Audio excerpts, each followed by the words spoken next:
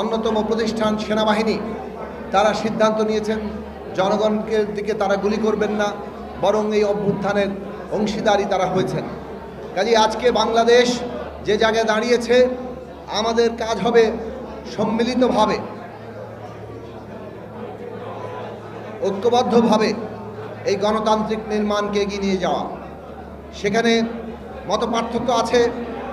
আমরা জনগণের যে আকাঙ্ক্ষা গণতান্ত্রিক বাংলাদেশ, তার জন্য যে ক্ষমতার ভারসাম্য এবং জবাবদিহিতা প্রতিষ্ঠা, সেই ক্ষেত্রে সবাইকে এগিয়ে আসার আহ্বান জানাই। কোনো প্রতিষ্ঠানকে আজকে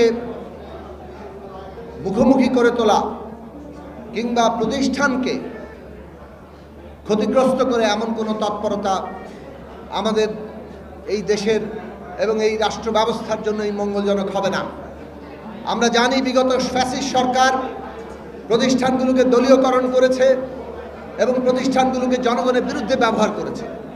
যারা সুস্পষ্টভাবে জনগণের বিরুদ্ধে হত্যাকাণ্ড চালিয়েছে, গুম করেছে, এই ক্ষমতা ব্যবহার করে একটা ফ্যাসিস্ট সরকারের সহায়ক হিসেবে কাজ করেছে, সেই সমস্ত ব্যক্তিবর্গকে বিচারের আওতায় আনতে হবে।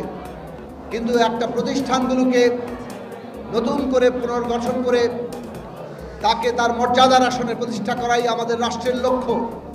কাজেই আজকে সকলে মিলে আমরা যাতে এই বাংলাদেশকে নতুন করে গড়ে তুলতে পারি, সেই চেষ্টাই আমাদের করা দরকার। এমন কোনো বক্তব্য কিংবা তৎপরতা আমাদের করা ঠিক হবে না যেটা আসলে দেশে অস্থিতিশীলতা তৈরি করতে পারে এবং গণতান্ত্রিক প্রক্রিয়াকে ব্যাহত করতে পারে।